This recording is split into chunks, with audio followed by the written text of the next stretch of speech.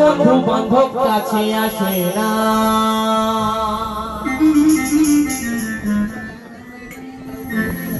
ওই আমার বিনা স্বার্থে দুনিয়ায় তো ভালোবাসে না।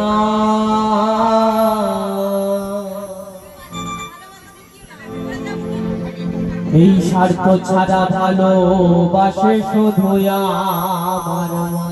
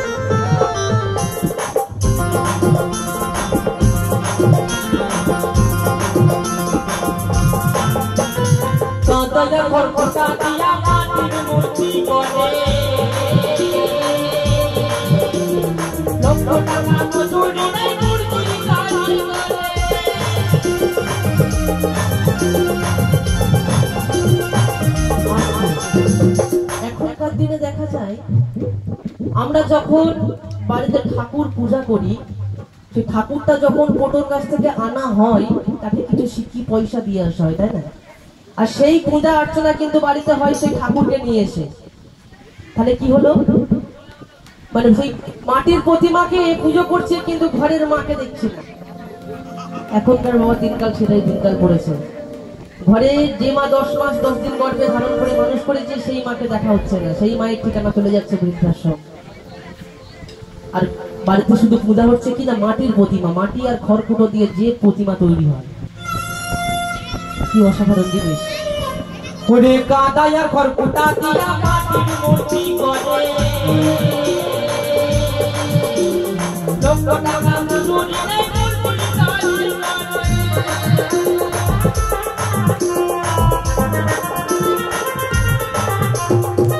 ওই আমার সুন্দর দেহ দিও মূল্য চাইল না, সুন্দর দেহ দিও মূল্য চাইল না।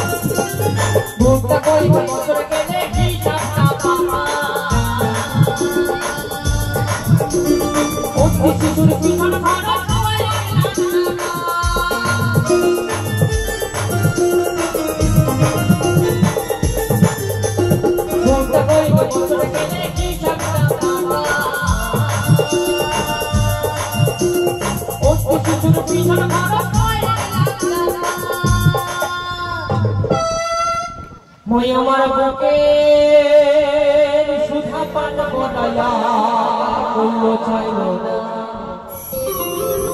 সত্যি যে মা 10 মাস 10 দিন গর্ভে ধারণ করে পালন করে মানুষ করেছে, আর সেই মাকে চলে যেতে হচ্ছে কোথায় না বৃদ্ধাশ্রমে। সেই মা বৃদ্ধাশ্রমে বসে বসে কখনো চাইবে না যে আমার ছেলেকে তো আমি তন্ন দুগ্ধ খাইয়ে পালন করেছি, সেই ঋণটাকে ফেরত দিতে হবে। চাইবে কি মা? মা কখনো চাইবে না। কিন্তু একটা আত্মীয়র কাছে বা কোনো বন্ধুর কাছ থেকে যখন 1 কোটি টাকা নিয়ে দেখবেন, 1 কোটি টাকা নিয়ে দেখবেন, সে বন্ধু 1 সপ্তাহ পরে কিন্তু চাইবে যে আমার টাকাটা ফেরত দে, তাই না? মই আমার সুন্দর দেহ ভরে দিও, অন্য চাইল না। স্বার্থ ছাড়া ভালো লাগা তুই আমার মা, স্বার্থ ছাড়া বন্ধু ভালো কাছে আসে না, বিনা স্বার্থ যদি এত ভালোবাসে না। স্বার্থ ছাড়া বন্ধু ভালো কাছে আসে না, বিনা স্বার্থ যদি এত ভালোবাসে না।